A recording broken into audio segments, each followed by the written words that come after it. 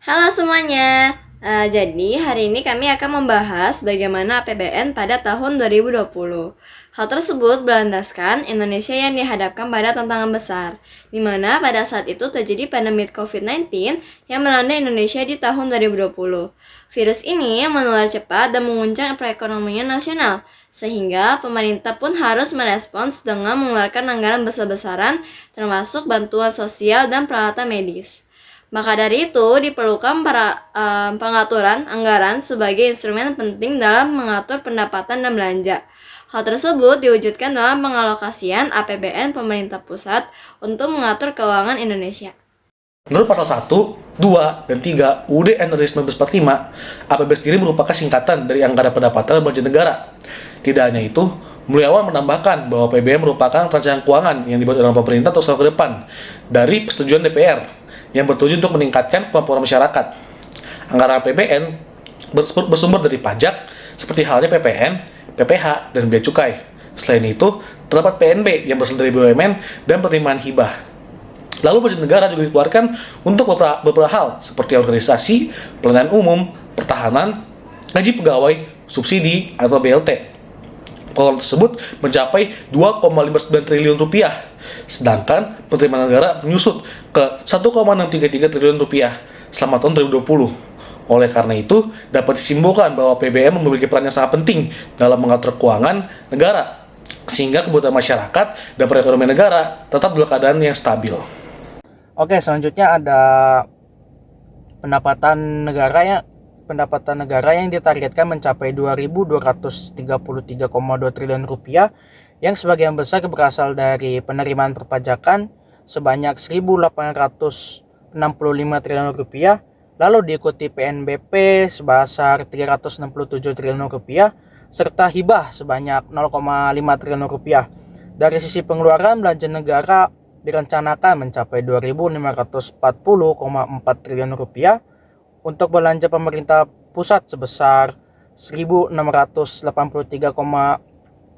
triliun rupiah. Adapun transfer ke daerah dan dana desa atau yang disebut dengan TKDD dirancang sebesar 856,9 triliun rupiah.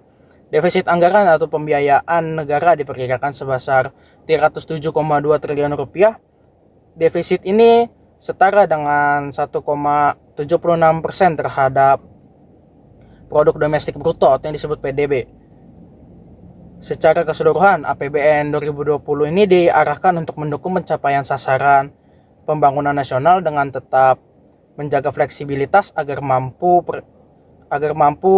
beradaptasi dengan berbagai risiko di perekonomian. Di samping itu, penerimaan perpajakan akan terus dioptimalkan dengan memberikan insentif guna mendorong investasi dan meningkatkan daya saing nasional.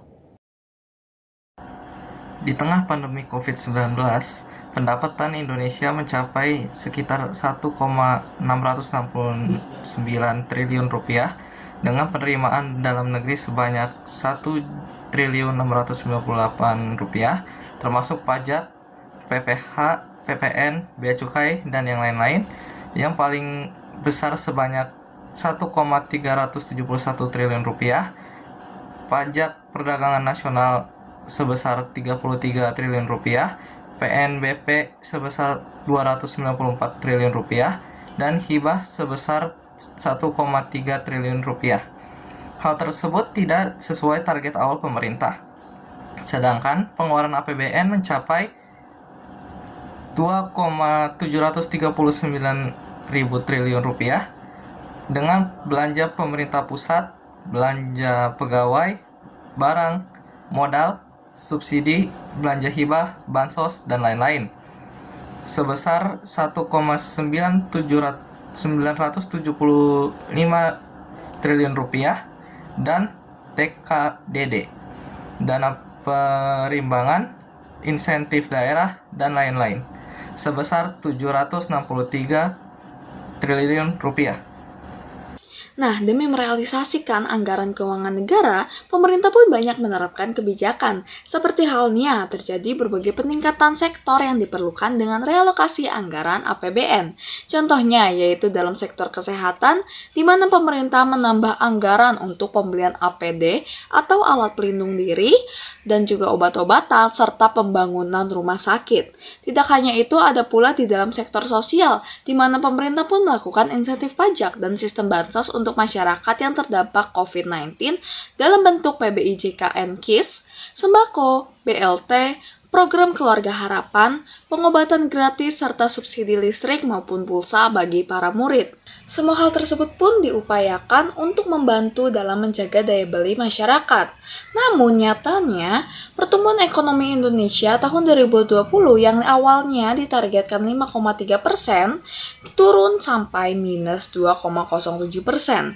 Kegagalan ini pun diakibatkan oleh gagalnya pemerintah dalam menahan penurunan konsumsi masyarakat. Sebagai gantinya, kesejahteraan masyarakat pun menurun sehingga tingkat pengangguran dan kemiskinan meningkat.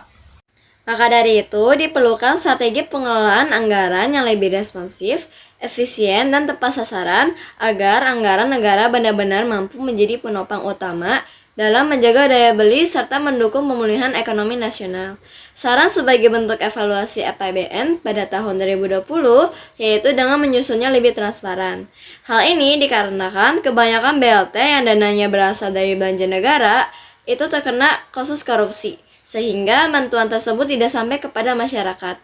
Dari sana, daya beli masyarakat akan tetap rendah. Tidak hanya itu, pemerintah dapat turut mengalokasikan APBN pada UMKM setempat. Hal ini nantinya dapat membuka lapangan pekerjaan, impor berkurang, dan masyarakat dapat sejahtera. Dari sana dapat kita lihat betapa besar keterlibatan APBN dalam kehidupan masyarakat. Di sini APBN bukan sekedar data angka pendapatan dan belanja negara, melainkan alat penting yang mengatur keuangan negara untuk menjawab kebutuhan rakyat. Hal tersebut dapat dilihat ketika pemerintah mengalokasikan dana untuk pelayanan kesehatan, bantuan sosial, hingga subsidi ekonomi sebagai bentuk striving for shalom atau kesejahteraan di tengah masyarakat. Sebagai umat percaya, kita tidak hanya dipanggil untuk memahami realitas ini, tapi juga terlibat secara aktif dan kritis dalam mendukung kebijakan yang mensejahterakan, mencerminkan kasih Allah yang adil, dan peduli untuk mempertahankan shalom di komunitas kita.